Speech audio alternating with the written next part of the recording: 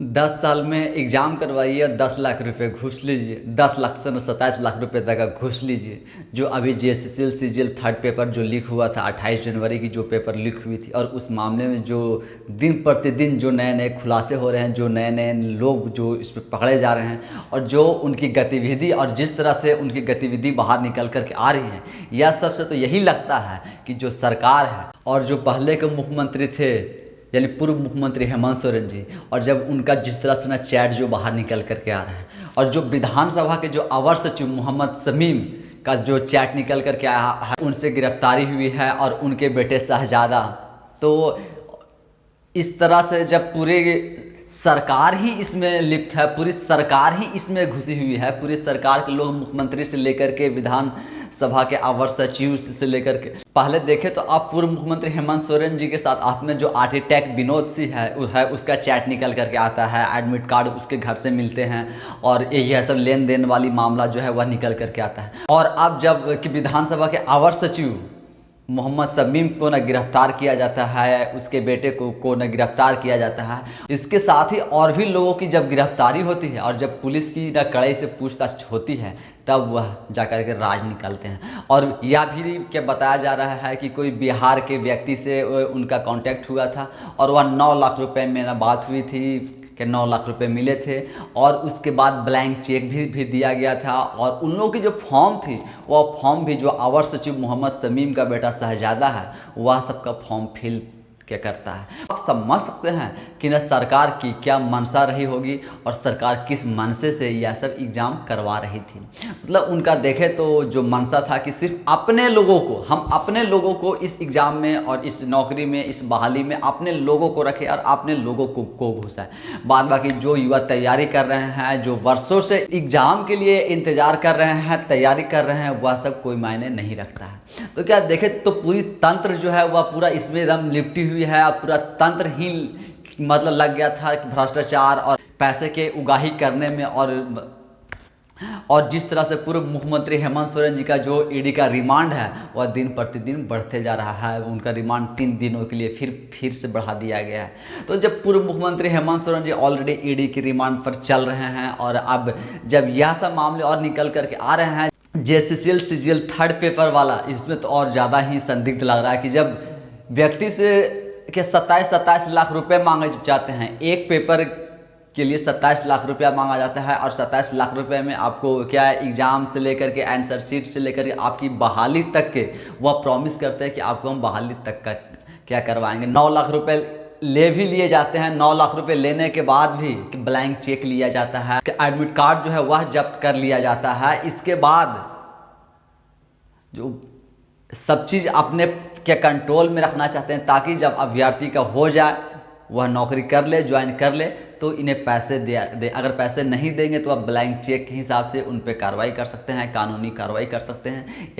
या फिर जो एडमिट कार्ड इस तरह से जब्त कर ले रहे हैं। विधानसभा के जो अवर सचिव हैं मोहम्मद शमीम, उनके बेटे और भी कुछ करीबी लोगों की जो गिरफ्तारी हुई है पहले तो वह मतलब यह सब चीज़ से मतलब नाकार रहे थे, अपनी भूमिका से वह नाकार रहे थे कि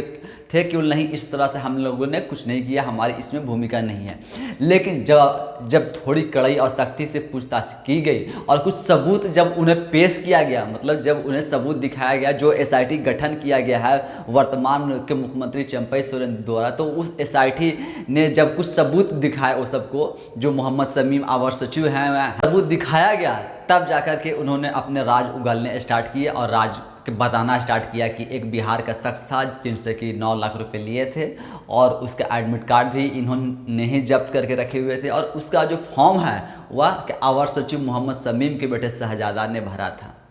और ब्लैंक चेक उनसे लिया गया था। तो अब समझिए कि पूरी के पूरी जो है वह सरकार ही कहें तो मतलब इस घटना में इस घटना को अंजाम देने में पूरी सरकार ही लगी हुई थी। अब के पुलिस जो है, एसआईटी जो है, वह रिमांड पर लेने की कोशिश कर रही है, और हो सकता है कि मोहम्मद शमीम, उनके बेटे और भी जो करीबियों की जो गिरफ्तारी हुई है वह सबको पुलिस रिमांड पर ले करके और उनसे पूछताछ करेगी, और यह पूछताछ में देखिए कि और क्या क्या राज निकल करके आते हैं। मतलब देखें तो जो सीजीएल थर्ड पेपर जो 28 जनवरी की हुई थी, मतलब 10 साल के बाद यह एग्ज़ाम लिया गया था, और एग्ज़ाम लेने के बाद भी सबसे पैसे ऐंठने का और एक भ्रष्टाचार का जो पूरा जो तंत्र में लगे हुए थे, सारे भ्रष्टाचार में जुड़े हुए थे, भ्रष्टाचार की ये जो पूरा नाला, मतलब कहें कि नाला सड़ा हुआ ना, बदबू आता है, कुछ उस तरह से ये सब के आज क्या चेहरे देखे तो कुछ ऐसे आपको देख करके ना कुछ वैसा ही बदबू जैसा महसूस होगा कि जब इतने जो बच्चे इतने परिश्रम से, इतने मेहनत से अपने घर से कितना, आप मतलब आप सोच नहीं सकते हैं कि बच्चों की मेहनत या उनका हार्डवर्क की वह किस स्थिति में, किस मतलब सिचुएशन में वह रह करके कहने तैयारी कर रहे हैं। वैसे लोगों के साथ जब ऐसा व्यवहार किया जाता है, इस तरह से उनके साथ किया जाता है, तब आज वह युवाओं को कितनी क्या हाय लगेगी और इन सब अफसरों और मुख्यमंत्रियों को ना कितना हाय लगेगा। विधानसभा के जब अवर सचिव ही इसमें पूरी मतलब क्या है कि वह सेटिंग करने में पूरी उनकी ही हाथ है, पूरा वह इसमें लगे हुए हैं, उनका बेटा लगा हुआ है, उनका परिवार ही पूरा लगा हुआ है, तो आखिर जो पूर्व मुख्यमंत्री हेमंत सोरेन के ऊपर जो आरोप लगे हुए हैं, मनी लॉन्ड्रिंग का आरोप लगा हुआ है, ज़मीन बेचने का जो आरोप लगा हुआ है, जो ज़मीन हड़पने का जो आरोप लगा हुआ है, जिस आर्किटेक्ट विनोद सिंह के साथ में जो व्हाट्सएप चैट निकल करके आया है, जो 8.5 एकड़ भूमि के लिए जो पूर्व मुख्यमंत्री हेमंत सोरेन जी की ना गिरफ्तारी की गई है, उसी भूमि पर ना एक बड़ा सा बैंक्वेट हॉल बनना था, और वो जो विनोद सिंह आर्किटेक्ट हैं वही सब नक्शा और डिज़ाइन जो है वह मतलब बता रहे थे, और ये सब उनको दिया जा रहा था कि मतलब कुछ इस तरह से यहाँ पर ना आपका बैंक्वेट हॉल बनेगा। तो जब एक आर्किटेक्ट जो है और वह विनोद सिंह के पास से भी कुछ एडमिट कार्ड बरामद होते हैं, मतलब आप देखिए क्या एक तरह से आप देखें तो वह ज़मीन जो है पूरा हड़प ही लिया गया था, लेकिन जब ईडी की एंट्री हो जाती है, ईडी की एंट्री के बाद जब यह सब राज निकलने आ जाते हैं, तब जाकर के जो ज़मीन है वह सरेंडर करना है सब स्टार्ट कर देते हैं। तो कुछ उसी तरह से यहाँ भी जेएसएससी थर्ड पेपर जो लीक हुआ है, उस लीक मामले में भी जेएसएससी के जो चेयरमैन है नीरज सिन्हा,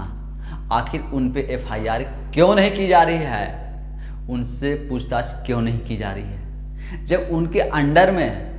या जो एग्ज़ाम होना था वह कंडक्ट करवाने की जो रिस्पॉन्सिबिलिटी थी वह नीरज सिन्हा की थी। फिर आज नीरज सिन्हा से इस्तीफा क्यों नहीं लिया जा रहा है, नीरज सिन्हा अभी तक अपने पद पर कैसे बने हुए हैं, नीरज सिन्हा के ऊपर एफआईआर क्यों नहीं किया जा रहा है, नीरज सिन्हा से पूछताछ क्यों नहीं की जा रही है, आखिर नीरज सिन्हा को इतना फ्री क्यों छोड़ा जा रहा है, नीरज सिन्हा आखिर ऐसा क्या है जो कि राज्य के पूर्व डीजीपी रह चुके हैं, तो आखिर ऐसी क्या मजबूरी है जो कि नीरज सिन्हा को अभी तक फ्री छोड़ दिया गया है और उन्हें इतनी फ्री छोड़ा जा रहा है। जबकि जेएसएससी थर्ड पेपर के मामले में आप देखें तो न बहुत से युवाओं पर जो धरना प्रदर्शन कर रहे थे, जो विरोध कर रहे थे, उन पे एफआईआर तक की कर दी गई है। एफआईआर तो बाकायदा नीरज सिन्हा के ऊपर होना चाहिए था, लेकिन एफआईआर उन विद्यार्थियों और परीक्षार्थियों पर हो रहा है जो कि इसमें कहीं भी किसी भी प्रकार के उनका कोई भी गलती नहीं है। जो बेकसूर आज छात्राओं पर कि परीक्षार्थियों पर जो एफआईआर किया जा रहा है, आखिर यह क्यों किया जा रहा है। छोटे से लेकर बड़े के अधिकारी और ये सब लोग जब इसमें पूरा जुटे हुए हैं अपना तंत्र में कि बस अपने लोगों को ही नौकरी दिलवाना है, अपने लोगों के लिए ही करना है, अपने परिवार के लोगों के लिए करना है, तो आप फिर ये सब बड़े बड़े वादे करने का, इतना दिखावा करने का, इतना पोस्टर बैनर लगाने का और अपने आप को झारखंडी और झारखंड के मुख्यमंत्री कहने का, ये सब ढोंग और दिखावा क्यों करते हैं। जब सब चीज़ में सिर्फ परिवार परिवार परिवार ही है, तो यह राजनीति कब तक चलेगी। पूर्व मुख्यमंत्री हेमंत सोरेन जी का भी जिस तरह से पूरा चैट निकल के आता है, पर अब उसमें भी एक बात और निकल के आ रही है, जो ईडी का जो रिमांड बढ़ा हुआ है, तो ईडी का कहना है कि जो पूर्व मुख्यमंत्री हेमंत सोरेन जी है वह जांच में सहयोग नहीं कर रहे हैं, पूछताछ में सहयोग नहीं कर रहे हैं और वह हस्ताक्षर तक भी नहीं कर रहे हैं। मतलब जो सबूत मिल रहे हैं उस पर आपके अगर हस्ताक्षर करने की बात आ रही है तो वह हस्ताक्षर तक नहीं कर रहे हैं। तो आखिर क्यों किया जा रहा है। और इधर जो दिखावा किया जा रहा है कि नहीं, एक आदिवासी मुख्यमंत्री को एक आदिवासी होने की वजह से आज उन्हें परेशान और प्रताड़ित किया जा रहा है। और जब पूर्व मुख्यमंत्री हेमंत सोरेन जी जब विधानसभा में आए थे तो विधानसभा में आकर बोले, तो जो उनका वक्तव्य था, जो वह बोले थे, आज एक आदिवासी जंगल से निकल करके आप लोगों के बगल में बैठ गया है तो आप लोगों के कपड़े मैले हो जा रहे हैं। तो आखिर जब आप इतना समझते हैं कि आपके बैठने से यहाँ कपड़े मैले हो जा रहे हैं, कितनी बड़ी बात आप बोल रहे हैं, लेकिन वही जो युवा जो आज भी जंगल में रह रहा है वह युवा जो आज भी 2 जून की रोटी के लिए तरस रहा है, जो यह सब एग्ज़ाम दे करके चाहता है कि हम सरकारी नौकरी करें, हमारी सरकारी नौकरी लगे, हमारे घर परिवार की स्थिति अच्छी हो, वह युवा के साथ कौन बैठेगा, वह युवा आज किसके पास बैठेगा और वह युवा आज किसके पास जाए। जब आपके ऊपर आता है तब तो आप आदिवासी कार्ड और अपने आप को आप पीड़ित दिखाना और बताना शुरू कर देते हैं। लेकिन इन जो अभ्यर्थी हैं, यह जो परीक्षार्थी हैं, जो इतने गरीब तबके से आते हैं, जिनकी अभी भी पृष्ठभूमि जो है वह जो एक बेसिक सुविधा होती है वह तक उन्हें नहीं मिल पाता है, वैसे लोगों के लिए आपकी सहानुभूति क्यों नहीं होती है। ईडी का रिमांड जो है वो हमेशा बढ़ रहा है, तो कहीं ना कहीं ये सब में तो आपकी और आपकी पार्टी के, आपके सरकार के और आपके अधिकारी कहीं ना कहीं तो इस सब में उनकी कनेक्शन है और कहीं ना कहीं ये सब उनसे जुड़ाव है, तब तो यह कुछ ना कुछ निकल के आ रहा है। अब जब पुलिस उन्हें रिमांड पर लेती है, जो एसआईटी गठन किया गया है, एसआईटी उन्हें रिमांड पर लेती है, तब देखिए आगे और क्या क्या निकल करके आते हैं। ऐसे सरकार, ऐसे मंत्री, ऐसे मुख्यमंत्री और ऐसे अधिकारी, या सब चीज़ बस एक दिखावे के लिए थोड़ा बहुत अभी मीडिया में चलेगा और फिर सब गोल मटोल हो करके और सब बंद हो जाएगा। बाकी आप सब भी ऐसे राजनेताओं को कैसे देखते और समझते हैं, मुझे कमेंट्स के माध्यम से ज़रूर बताएं। धन्यवाद।